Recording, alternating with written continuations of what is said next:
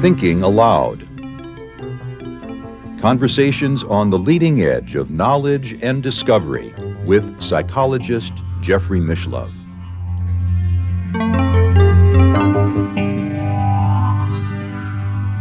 Hello and welcome. I'm Jeffrey Mishlove. Today we're going to explore quantum theory as it relates to parapsychology. With me is theoretical and experimental and quantum physicist Dr. Ed May.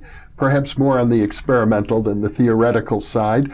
Ed has been the Director of Research for the U.S. government's military and intelligence psychic espionage program known as Project Stargate. That he directed for over 10 years and was part of for another decade before that.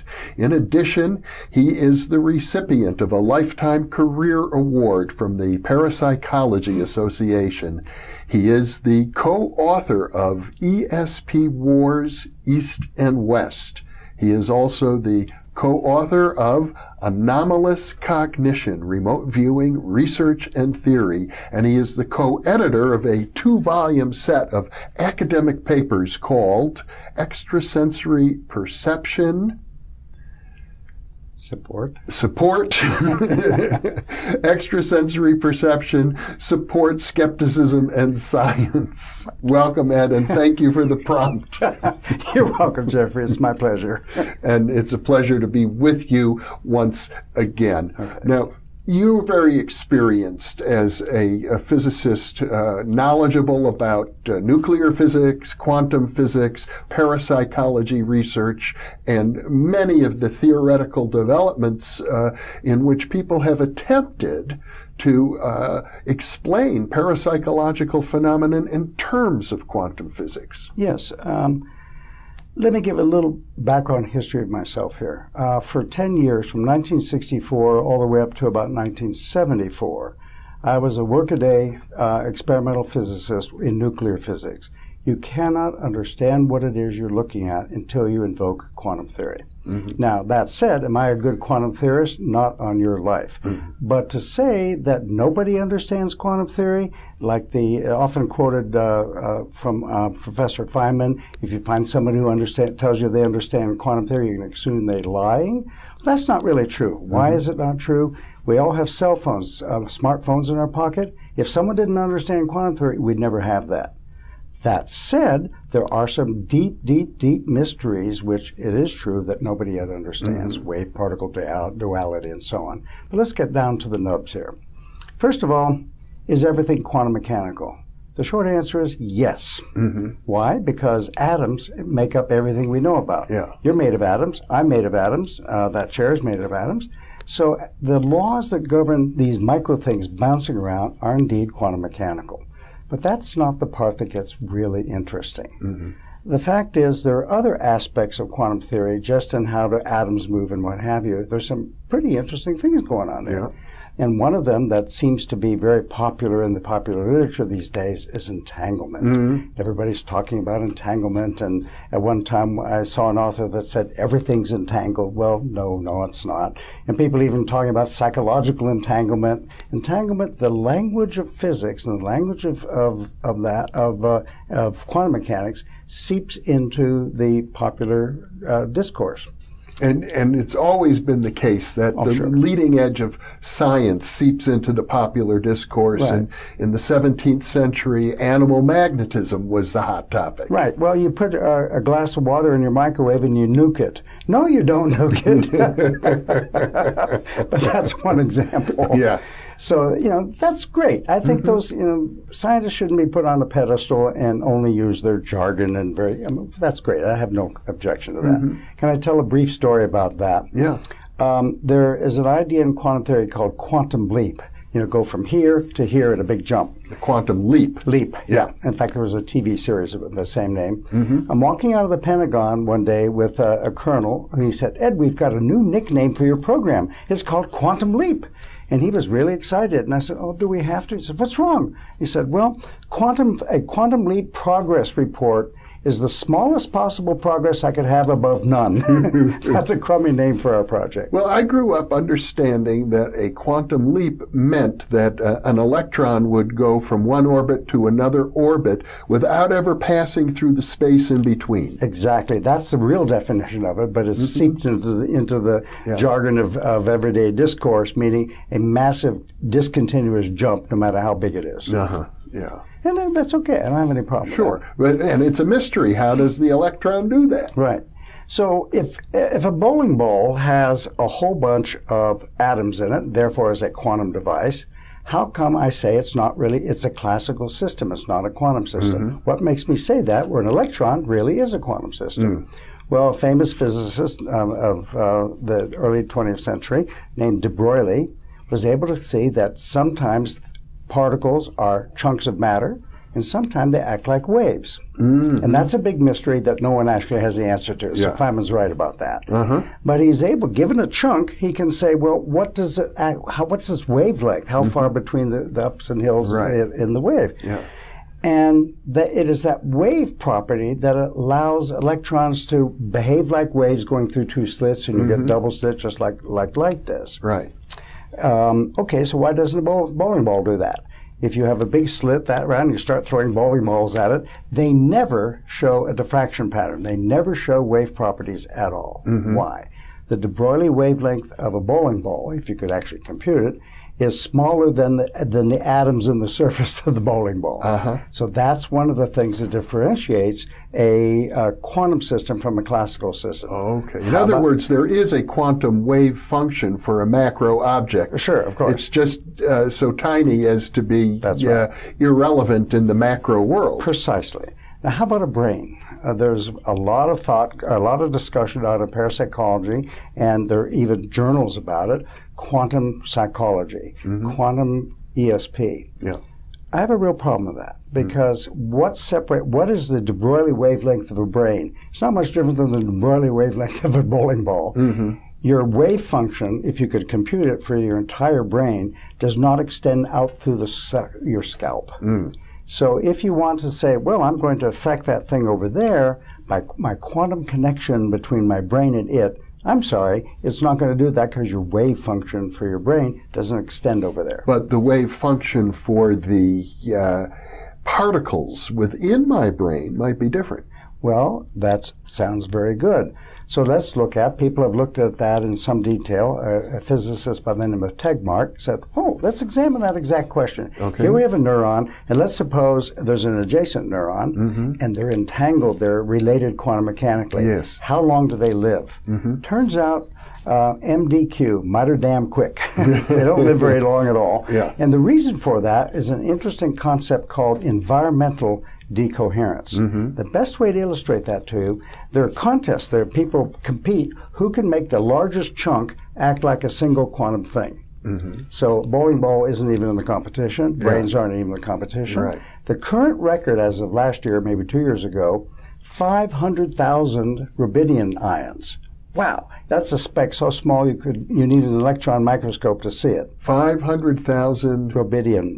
Rubidium. Rubidium, yeah, it's one of the elements. And that's neat. The whole thing is acting like a large quantum thing, but at a billionth of a degree above absolute zero. Now, I know a lot of cold people around me, but their brains are not just above absolute zero. And if you raise the temperature enough, environmental decoherence bangs into it and ruins the entanglement. Well, isn't it fair to say that the application of quantum theory to the human brain is such a relatively new field that it's likely that in the coming decades or even coming centuries, we're going to learn a lot more about it that we don't presently know? I disagree. Okay. Because there's a mystification of quantum mechanics.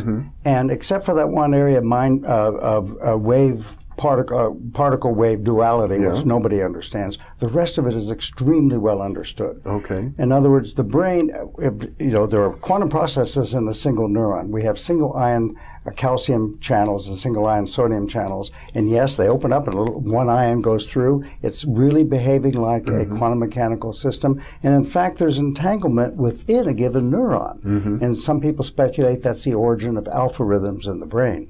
No problem. The next neuron over here doesn't have any idea what this one is doing. They're not entangled.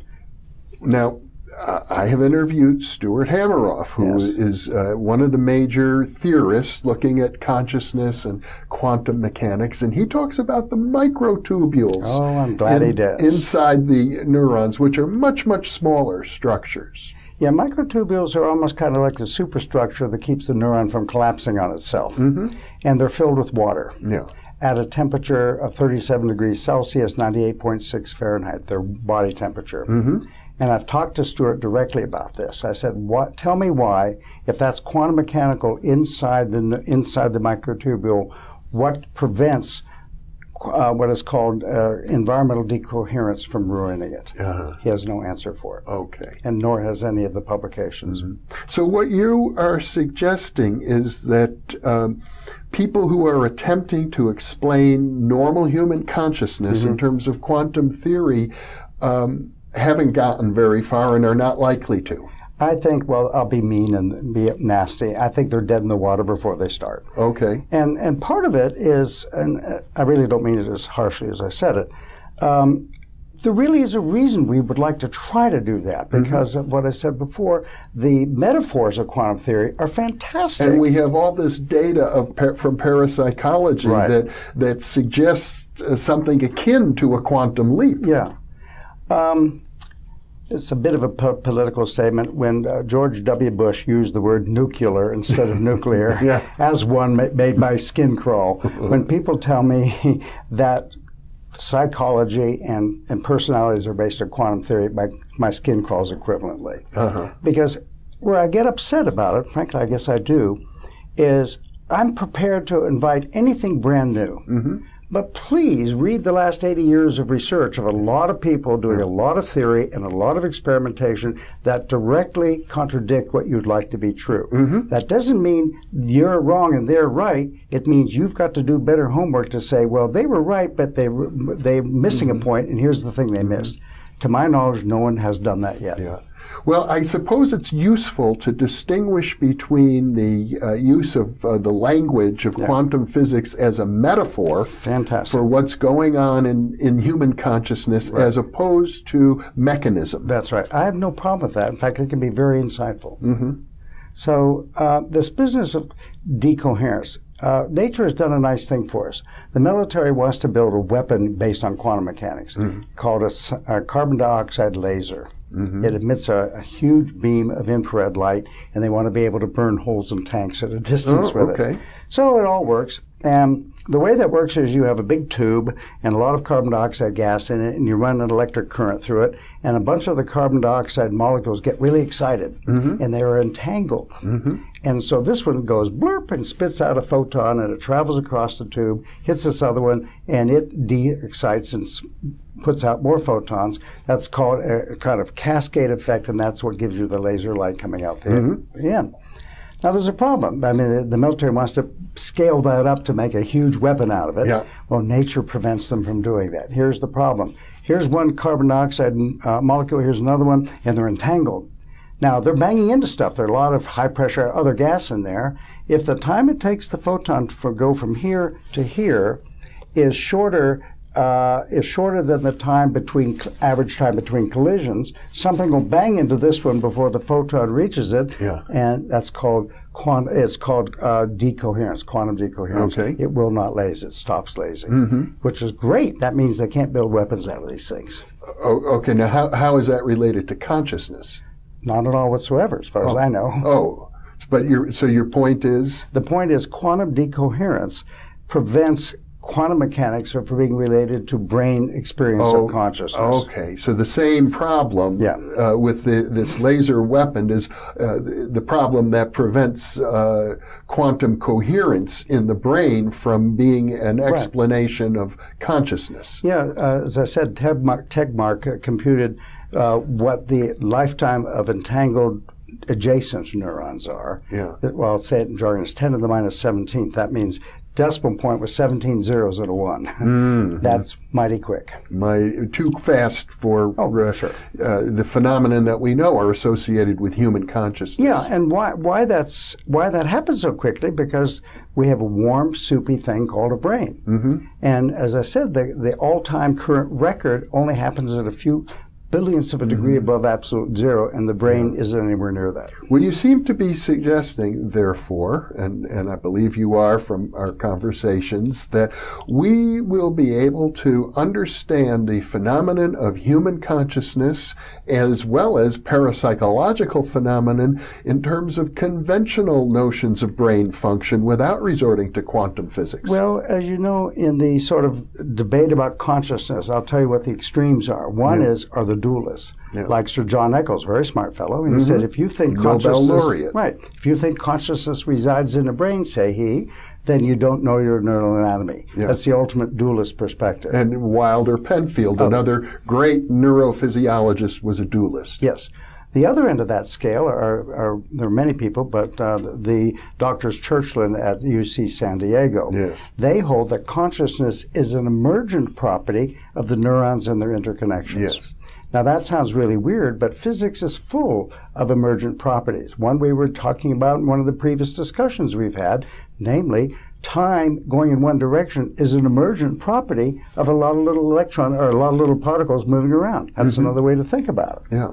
So the question then becomes, as neuroscience evolves, is there new data that points toward dualism, or does all the new data currently point toward physicalism? Mm-hmm. And the answer, so far what I've seen, it all points in that direction. Now, and the idea of an emergent phenomenon, it's sometimes called epiphenomenalism, is also materialism or physicalism. Of course, yeah. Now, my own sort of wishful thinking, I hope I'm wrong. It's much more interesting on the other side.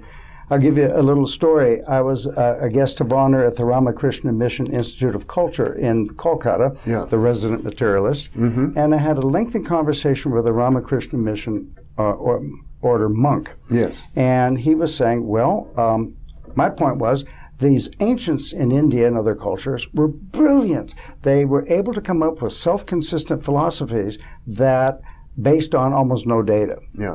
And so I said, Swamiji, my goodness, you know, if what you are proposing is correct, non-material consciousness and all of that, and I hope you're right, then it must be consistent with the new stuff we know about. We now know about brains, we know about genetics, we know about physics and all that. And he says, you're absolutely right. So he and I are still in dialogue trying to tough our way through all of this. Well, the philosophical problems are probably a lot harder to deal with than the scientific problems. Very much so, and that's why I try to steer free from... Well, can I tell you a brief anecdote that was very funny? Yeah. I was visiting a colleague at Eötvös-Loránd University in Hungary, in Budapest, and the head of the philosophy department from Princeton was there. So my friend invited me up to hear what he had to say. I listened to an hour of theoretical philosophy in English, and I did not understand one word he was saying. And I'm thinking, oh, those poor Hungarians were English as their second language. Turns out the only person in the room that did not have the clear understanding of what he was talking about was me. So I told my colleague, if you ever do that to me again, I'm never coming Well, here. I think partially that's because philosophers now have such specialized language. It's hard for a non-philosopher to understand them, just as it would be for a non-physicist to understand a physics conference presentation. Well, it turns out we have a contribution in that 2-volume set we spoke of by a philosopher from San Jose State University. He has used our data as part of the evidence why he should become a full professor. And I've gone down to talk to his class. He loves this kind of work. He's very fascinated by it. And his point is? That parapsychology will inform philosophical discussions for the future. I would hope so. Me too. Yeah. But what you're saying is that while ever since J.B. Rhine, in fact, to be honest, ever since the founding of the Society for Psychical Research in 1882, the effort has been to use the data of parapsychology to support a dualist position. I think that probably most parapsychologists are in that direction, and you're arguing that it need not be that way. That's true. I'm one of the minority there. More than a minority of one. There are a number of people that agree with me. Yeah. Well, I think the serious take-home message here is nobody really knows the answer to this. And so if you're going to propose some nifty new idea, an application of quantum theory, please be my guest and do it with my blessings. But at least acknowledge what you're about to propose. It does not fit easily into what's been done for the last 80 years. And what upsets me, frankly, is all these people, and to a minor degree I was one of them, that worked tirelessly, and not because of any philosophical viewpoint, they're just trying to understand nature, acknowledge that and say, well, hey, they were pretty good, but they overlooked this little piece and we're moving forward. Fantastic. Well, I think it's fair to say that at this point in time, there must be, I'm going to say dozens, and it might be hundreds for all I know, of books and papers out on the market by serious thinkers. They're not all theoretical physicists, but they are all very well-educated people who are trying to relate quantum physics to consciousness. Yeah, and it's attempting a seductive metaphor to do just that. I find it attractive. And it helps me to try to organize my thinking.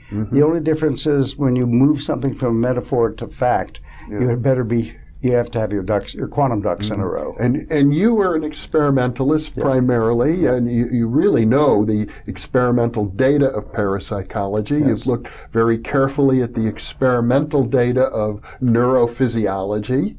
Well, what you flashed a memory in my own mind here. Where the language of quantum theory gets misplaced. Very common in parapsychology, we hear the term non-local. Yes. In quantum mechanics, non-local has a very clean definition, certainly in nuclear physics. Yes. And basically, out of the four forces that we know about, gravity, electromagnetic, two types of nuclear, one of them is an actually non-local force. And that is strong nuclear. And if you don't put in the equations of how non-locality works for a strong nuclear force, you can't fit your data of experimental nuclear physics. Okay. And now, technically speaking, if I understand it, non-local refers to outside of what's called the light cone. No. All right. Now, good. I'm glad you've corrected me. Well, only within the contents of nuclear physics. All right. Generally in physics, it says a force on a little tiny particle represents a mathematical thing called the change of potential around it. And you evaluate that potential at one point. That's called a local force. Okay. A non-local one is a force on a test particle must be evaluated in a little non-local area, it's a tiny one, around that spot. All right. And it's about the width of an atom. It isn't very big. I see. So that's a very precise definition. In nuclear physics. Okay. Now that's different than the definition I was giving you about the light cone. Where that came was in the Einstein-Podolsky-Rosen experiment, where you distant things, and they say J.S. Bell said, no local force can account for it. Yeah. He was right, but he also missed it when he said it is also true that no non-local force can account for it, because there's no force involved in those experiments at all. It's an information transfer. There's no transfer of anything.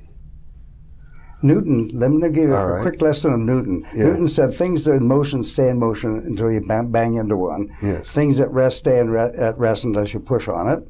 What he didn't say, but it's equivalent, things once correlated stay correlated until you bang into one of them. Okay. Because that's what that's what technically means in quantum decoherence.